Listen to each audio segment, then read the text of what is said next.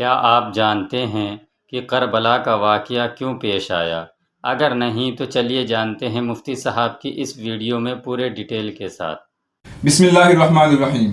محترم ناظرین، آپ کو یہ جو میدان نظر آتا ہے، یہ جو علاقہ نظر آتا ہے، یہ کربلا ہے، یہ کربلا کا علاقہ ہے، اور یہ حضرت امام حسین رضی اللہ عنہ کی قبر مبارک ہے۔ 10 محرم کو سن ہجری 61، 10 محرم کو حضرت امام حسین رضی اللہ عنہ کا مقابلہ ہوا تھا ابن زیاد کی فوج سے، اور یہی وہ میدان ہے جہاں پر حضرت امام حسین رضی اللہ عنہ کی 10 محرم کو شہادت ہوئی تھی۔ آخر یہ کربلا کا دردناک واقعہ کیوں پیش آیا، اس کے پیچھے کیا اسباب تھے، یہ کیسے ہو گیا، اس کی پوری ڈیٹیل اس ویڈیو میں جانتے ہیں۔ خلیفہ ثانی حضرت عمر رضی اللہ عنہ کی شہادت کا دن ہے 1 محرم سن ہجری 24۔ 1 محرم سن ہجری 24 کو حضرت عمر رضی اللہ عنہ کی شہادت ہوئی۔ حضرت عمر رضی اللہ عنہ کا وجود فتنوں کے لیے گویا دروازہ تھا، سد باب تھا۔ حضرت عمر رضی اللہ عنہ کے ہوتے ہوئے فتنے دبے ہوئے تھے۔ جیسے حضرت عمر رضی اللہ عنہ کی شہادت ہو گئی سن ہجری 24 میں، ان کے بعد حضرت عثمان رضی اللہ عنہ خلیفہ بنے، تو فتنوں نے سر ابھارنا شروع کیا، اور فتنے بڑھتے گئے یہاں تک کہ حضرت عثمان رضی اللہ عنہ کی سن ہجری 35 میں شہادت ہو گئی۔ حضرت عثمان رضی اللہ عنہ کو مدینہ میں ہی شہید کر دیا گیا، اور فتنے تیزی سے بڑھنے لگے۔ حضرت عثمان رضی اللہ عنہ کی شہادت کے بعد حضرت علی رضی اللہ عنہ خلیفہ بنے۔ حضرت علی رضی اللہ عنہ مدینہ میں تھے، اور یہاں ملک شام میں حضرت عمر رضی اللہ عنہ کے دور خلافت سے ہی حضرت امیر معاویہ گورنر تھے۔ حضرت عثمان رضی اللہ عنہ کی شہادت کے بعد جب حضرت علی رضی اللہ عنہ خلیفہ بنے، تو حضرت امیر معاویہ کو بیعت کرنے کے لیے حضرت علی رضی اللہ عنہ نے فرمان جاری کیا کہ میرے ہاتھ پر اب خلافت کی بیعت کر لو۔ تو حضرت امیر معاویہ رضی اللہ عنہ نے کہا کہ پہلے حضرت عثمان رضی اللہ عنہ کے قاتلوں سے قصاص لو، ان کو شرعی سزا دو، اس کے بعد میں پھر آپ کے ہاتھ پر بیعت کروں گا۔ ایسا حضرت امیر معاویہ نے حضرت علی رضی اللہ عنہ سے کہا، یعنی کہ حضرت امیر معاویہ نے حضرت علی سے خلافت کی بیعت نہیں کی۔ حضرت علی رضی اللہ عنہ نے کہا کہ پہلے میری خلافت مضبوط کرو، میرے ہاتھ پر بیعت کرو، اس کے بعد قرآن اور سنت کے حساب سے میں چلنے کے لیے تیار ہوں، قرآن کے حساب سے اور سنت کے حساب سے میں چلوں گا، لیکن تم پہلے میرے ہاتھ پر بیعت تو کرو۔ لیکن حضرت امیر معاویہ رضی اللہ عنہ جو کہ ملک شام کے گورنر تھے، وہ یہ کہہ رہے تھے کہ پہلے تم حضرت عثمان رضی اللہ عنہ کے قاتلوں سے پہلے قصاص لے لو، اس کے بعد پھر میں آپ کے ہاتھ پر بیعت کروں گا۔ یہ اختلاف اتنا بڑا کہ مسلمانوں میں آپس میں تلواریں اٹھ گئی، اور حضرت علی رضی اللہ عنہ یہاں مدینہ سے کوفہ میں منتقل ہو گئے، یعنی کہ آپ نے دارالخلافہ کوفہ کو بنا دیا، کیونکہ حضرت علی رضی اللہ عنہ مدینہ میں یہ سارے ہنگامے پسند نہیں فرماتے تھے، اور رسول اللہ صلی اللہ علیہ وسلم کے پاس رہتے ہوئے ایسے اختلافات اور ایسے ہنگامے حضرت علی پسند نہیں فرماتے تھے، تو وہ یہاں سے کوفہ میں آ گئے، اور حضرت علی رضی اللہ عنہ کی پوری زندگی اختلافات میں اور جنگوں میں اور ہنگاموں میں گزر گئی، اور سن ہجری 40 میں آپ کو بھی شہید کر دیا گیا۔ سن ہجری 40 میں، یعنی کہ رسول اللہ صلی اللہ علیہ وسلم کے دنیا سے پردہ فرما جانے کے بعد 30 سال کے بعد حضرت علی رضی اللہ عنہ کو بھی شہید کر دیا گیا، اور رسول اللہ صلی اللہ علیہ وسلم کی یہ بات پوری ہوئی کہ خلافت میرے بعد 30 سال رہے گی۔ تو حضرت علی رضی اللہ عنہ کی شہادت پر 30 سال پورے ہوتے ہیں، اور یہاں پر خلافت راشدہ کا خاتمہ ہوتا ہے۔ حضرت علی رضی اللہ عنہ کی شہادت کے بعد حضرت حسن رضی اللہ عنہ خلیفہ بنے، لیکن انہوں نے بہت ہی جلد حضرت امیر معاویہ سے صلح کر لی، اور اب صرف حضرت امیر معاویہ ہی پورے عالم اسلام کے حکمران تھے اور حاکم تھے۔ حضرت امیر معاویہ رضی اللہ عنہ خود صحابی تھے، اس لیے ان کا دور حکومت بھی مسلمانوں کے لیے اللہ تعالیٰ کی ایک نعمت تھی، امن و امان عام تھا، انصاف اور حق کا غلبہ تھا۔ لیکن یہ ہوا کہ حضرت امیر معاویہ رضی اللہ عنہ کو کسی نے یہ مشورہ دیا کہ آپ اپنے بعد یزید کو اپنا نائب اور خلیفہ بنا دیں، اپنے بعد کے لیے یزید کو خلیفہ کے لیے مقرر کر لیں۔ جب امیر معاویہ رضی اللہ عنہ نے یہ بات کرنا شروع کیا، تو شام اور عراق کے علاقوں میں تو یزید کے لیے لوگوں نے بیعت کر لی، لیکن یہاں جو حجاز مقدس ہے، یعنی کہ مکہ اور مدینہ کے لوگوں نے، جہاں پر صحابہ بھی موجود تھے، انہوں نے یزید کو خلافت کے لائق نہیں سمجھا، اور امیر معاویہ کی اس بات سے مخالفت کی، اور یہ کہا کہ آپ کو 3 اختیارات ہیں، یا تو وہ کرے جو رسول اللہ صلی اللہ علیہ وسلم نے کیا تھا، یعنی کہ اپنے بعد کسی کو بھی خلیفہ مقرر نہ کرے، یا وہ کرے جو ابو بکر صدیق رضی اللہ عنہ نے کیا تھا، یعنی کہ اپنے بعد خلیفہ مقرر کیا تھا لیکن وہ ان کے گھرانے کا یا ان کے خاندان کا نہیں تھا، یا وہ کرے جو حضرت عمر رضی اللہ عنہ نے کیا تھا، یعنی کہ اپنے بعد ایک کمیٹی بنا کر کے جائے، وہ کمیٹی یہ طے کرے گی کہ خلیفہ کون بنے گا۔ ان تین شکلوں میں سے آپ کے پاس کوئی چوتھی شکل نہیں ہے۔ اس طریقے سے مکہ اور مدینہ میں جو صحابہ موجود تھے انہوں نے امیر معاویہ کی اس بات سے اختلاف کیا، اور امیر معاویہ بھی اپنے بات پر مصر رہے، اصرار کرتے رہے، لیکن انہوں نے اختلاف کرنے والے صحابہ سے سختی نہیں کی۔ حضرت امیر معاویہ کا سن ہجری 60 میں انتقال ہو گیا اور ان کی جگہ پر یزید خلیفہ بن گیا، یزید حکمران حاکم بن گیا۔ اب یزید نے صحابہ پر اور مدینہ پر جن لوگوں نے یزید کے لیے بیعت نہیں کی تھی ان لوگوں پر زور ڈالنا شروع کیا اور ان کو مجبور کرنا شروع کیا۔ حضرت امام حسین رضی اللہ عنہ اس وقت یہاں مدینہ میں تھے، انہوں نے بھی یزید کی بیعت سے انکار کر دیا تھا، اور جب ان کو ایسا محسوس ہونے لگا کہ اب مجھ پر سختی کی جائے گی، مجھ کو مجبور کیا جائے گا بیعت کرنے کے لیے، تو حضرت امام حسین رضی اللہ عنہ مدینہ سے مکہ آ گئے۔ رجب میں آپ نکلے تھے مدینہ سے، اور شعبان میں آپ مکہ پہنچے اور وہی رہنے لگے۔ پھر رمضان میں ایسا ہوا جب کوفہ والوں کو پتا چلا کہ حضرت حسین رضی اللہ عنہ نے یزید کے ہاتھ پر بیعت کرنے سے انکار کر دیا ہے۔ حضرت علی رضی اللہ عنہ کوفہ میں ہی تھے تو ان کے کئی چاہنے والے بھی تھے، تو انہوں نے حضرت امام حسین رضی اللہ عنہ کو مکہ میں خطوط بھیجنا شروع کیا۔ رمضان سے خطوط آنے شروع ہو گئے۔ رمضان میں حضرت امام حسین رضی اللہ عنہ پر کئی خطوط آئے کہ آپ ہمارے یہاں آ جائیے، ہم یزید کو پسند نہیں کرتے ہیں اور یزید کے حاکم کو بھی پسند نہیں کرتے ہیں، ہم چاہتے ہیں کہ آپ ہمارے یہاں آئیں تو ہم آپ کی مدد کریں گے اور آپ کو اپنا خلیفہ بنائیں گے اور آپ کی جو ہو سکے گی مدد کریں گے۔ کوفہ والوں کی طرف سے ایسے خطوط بے شمار امام حسین رضی اللہ عنہ پر مکہ پہنچے، اور قاصد بھی خطوط لے کر آئے، اور قاصد کے ذریعے بھی کوفہ والوں نے یہ پیغام پہنچایا کہ آپ ہمارے یہاں آ جائیے، ہم آپ کو خلیفہ بنائیں گے اور یزید کو اور یزید کے گورنر کو یہاں سے نکال دیں گے اور ہم آپ کا تعاون کریں گے۔ جب یہ بار بار قاصد آتے رہے، خطوط آتے رہے، تو حضرت امام حسین رضی اللہ عنہ نے پہلے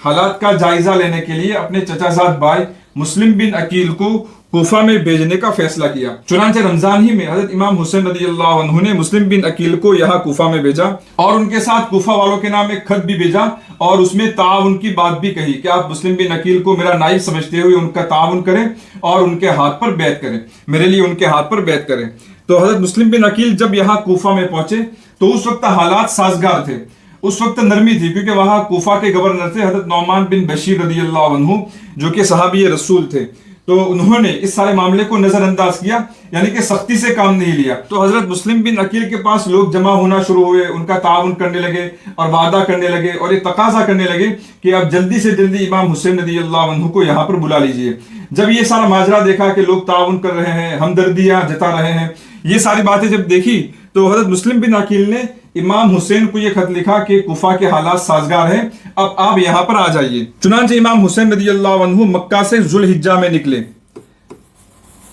7 یا 8 ذوالحجہ کو، حج کے 1-2 دن پہلے یہاں مکہ سے نکلے، اور جیسے یہاں سے نکلے مکہ سے جب آپ روانہ ہو گئے اس وقت کوفہ کے حالات بالکل بدل گئے۔ کوفہ والوں میں سے کسی نے یہاں دمشق میں جو یزید بیٹھا تھا اس کو یہ اطلاع دے دی کہ کوفہ میں ایسا ایسا چل رہا ہے، امام حسین کی طرف سے مسلم بن عقیل آئے ہیں اور لوگ ان کے ارد گرد جمع بھی ہو رہے ہیں، ان کا تعاون کر رہے ہیں اور ان سے بیعت بھی کر رہے ہیں۔ ایسی خبر کسی نے یزید کو دے دی۔ اب یزید نے یہ کیا کہ کوفہ میں جو نعمان بن بشیر رضی اللہ عنہ گورنر تھے ان کو ہٹا دیا اور ان کی جگہ پر ابن زیاد کو بھیجا جو کہ بڑا بدبخت، شقی اور سخت دل تھا۔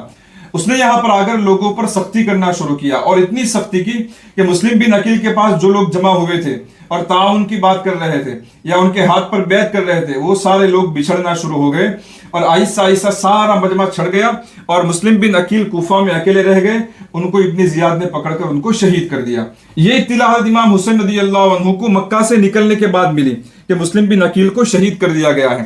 یہاں پر کچھ لوگوں نے حضرت امام حسین کو یہ بھی مشورہ دیا کہ اب یہاں سے واپس چلے جانا چاہیے، اب کوفہ کے حالات سازگار نہیں ہیں، لیکن بنو عقیل نے کہا کہ اگر مسلم بن عقیل کو اگر شہید کر دیا گیا ہے تو ہم ان کا بدلہ لے کر کے رہیں گے، اور حضرت امام حسین نے بھی یہ کہا کہ ان کے بعد زندگی میں اب کوئی مزہ نہیں۔ تو اسی طریقے سے وہ آگے چلتے رہے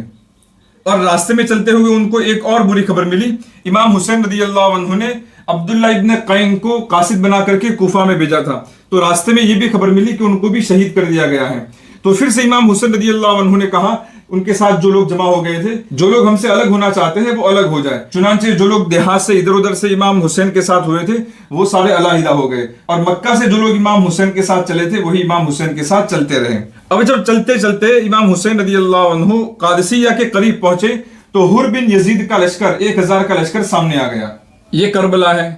और ये कूफा है। इमाम हुसैन रदी अल्लाह अन्हु कूफा जा रहे थे, तो कादिसिया के करीब जब पहुंचे तो हुर बिन यजीद का लश्कर सामने आ गया। इमाम हुसैन ने कहा कि भाई मैं कूफा आया हूं, ऐसे ही नहीं आया हूं, देखिए ये खतूत आया है मुझ पर। इमाम हुसैन ने हुर बिन यजीद को खतूत भी दिखाए, लेकिन हुर बिन यजीद ने कहा कि ये सब बातें हम नहीं जानते, हमको तो सिर्फ ये हुक्म मिला है कि आपको इब्ने जियाद के पास कूफा में पहुंचाए और आपसे उस वक्त तक अलहदा न हो, अलग न हो, जब तक कि आप कूफा न पहुंच जाए। इमाम हुसैन ने कहा कि इससे तो बेहतर मौत है, चलो हम यहाँ से वापस चलते हैं। लेकिन हुर बिन यजीद ने कहा कि अब आप वापस नहीं जा सकते, हाँ आप ये कर सकते हैं कि कोई ऐसा रास्ता इख्तियार करे जो न कूफा जाता हो और न मक्का जाता हो, आप भी चलते रहे, मैं भी आपके साथ चलता रहूंगा, यहाँ तक कि इब्ने जियाद का कोई और हुक्म मुझ पर आ जाए। चुनांचे ऐसा ही हुआ। इमाम हुसैन रदी अल्लाह अन्हु कूफा जा रहे थे, तो कूफा के बजाय उन्होंने रास्ता बदल दिया और कूफा से हट करके चलने लगे। और चलते चलते जब करबला में पहुंचे तो यहाँ कूफा से इब्ने जियाद का एक और हुक्मनामा हुर बिन यजीद को पहुंचा और उसमें यह कहा गया था कि इमाम हुसैन पर मैदान तंग करो और उनको खुले मैदान में घेरो। तो हुर बिन यजीद ने इमाम हुसैन रदी अल्लाह अन्हु को यहाँ रोक दिया। करबला के मैदान में इमाम हुसैन रदी अल्लाह अन्हु 2 मुहर्रम को पहुंचे थे और यहाँ पर उनको घेर दिया गया। फिर 3 मुहर्रम को उमर बिन साद 4000 का लश्कर लेकर यहाँ गया। इब्ने जियाद ने उमर बिन साद को 4000 का लश्कर लेकर हजरत हुसैन रदी अल्लाह अन्हु के मुकाबले में भेज दिया। हजरत हुसैन रदी अल्लाह अन्हु ने उमर बिन साद के सामने 3 ऑप्शन रखे। एक तो ये कि मुझे मक्का वापस जाने दो, यानी जहां से मैं आया हूं मुझे वहां वापस जाने दो, मैं वापस चला जाता हूं। दूसरा ऑप्शन यह है कि मुझे यजीद के पास शाम में जाने दो, फिर हम देख लेंगे, यजीद और हम देख लेंगे कि हमें आगे क्या करना है।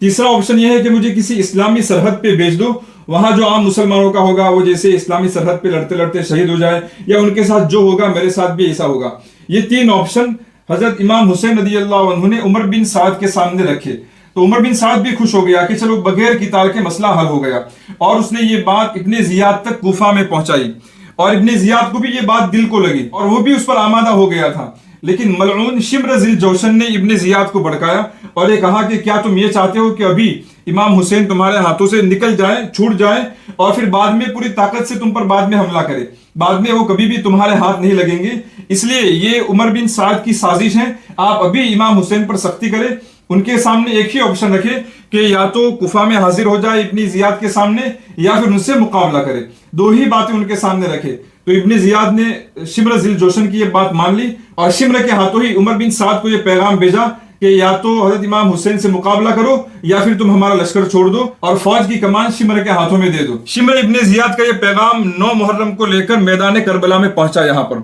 और उसने ये सारी बात रखी। फिर उमर इब्ने साद ने ये बात कि इब्ने जियाद के पास जाना है और कोई ऑप्शन नहीं है, ये बात इमाम हुसैन रदी अल्लाह अन्हु के सामने पेश की। तो इमाम हुसैन रदी अल्लाह अन्हु ने कहा कि उससे बेहतर तो मर जाना है। चुनांचे शिम्र अपनी फौज लेकर के इमाम हुसैन रदी अल्लाह अन्हु के सामने आ गया मुकाबला करने के लिए और जंग करने के लिए। लेकिन इमाम हुसैन ने कहा कि मुझे 1 रात की मोहलत दे दो, मैं वसीयत कर लेता हूँ, तौबा कर लेता हूँ, लोगों को जो कुछ मुझे कहना है वो कह देता हूँ, कल फिर मुकाबला करेंगे। शिम्र ने मशवरा करके हजरत इमाम हुसैन रदी अल्लाह अन्हु की ये बात मान ली और वापस आ गया। हजरत इमाम हुसैन रदी अल्लाह अन्हु ने वो 10 मुहर्रम की रात इबादत में गुजारी और लोगों को नसीहत की, वसीयत की। हजरत इमाम हुसैन रदी अल्लाह अन्हु ने अपने साथियों से ये भी कहा कि दुश्मन मेरे खून का प्यासा है, आप लोग यहाँ से चले जाएं, दुश्मन अगर मुझ पर काबू पा लेगा तो फिर किसी और की तरफ मुतवज्जह नहीं होगा, इसलिए आप लोग चले जाए। लेकिन इमाम हुसैन रदी अल्लाह अन्हु के साथ जो आए हुए थे उन्होंने कहा कि नहीं, हम आपके साथ ही रहेंगे और अगर उसके लिए हमें जान भी देनी पड़े तो हम उसके लिए भी तैयार हैं। दूसरे दिन फिर जंग शुरू हुई और नतीजा ये हुआ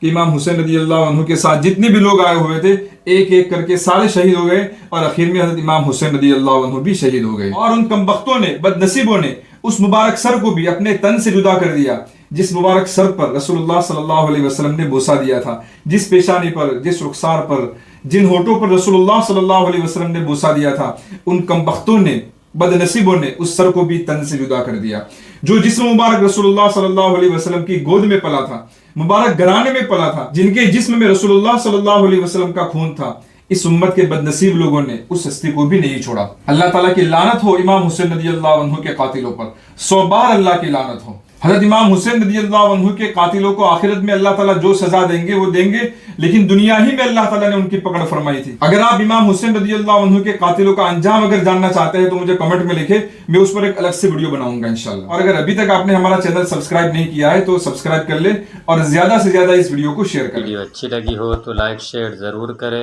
अल्लाह हाफिज।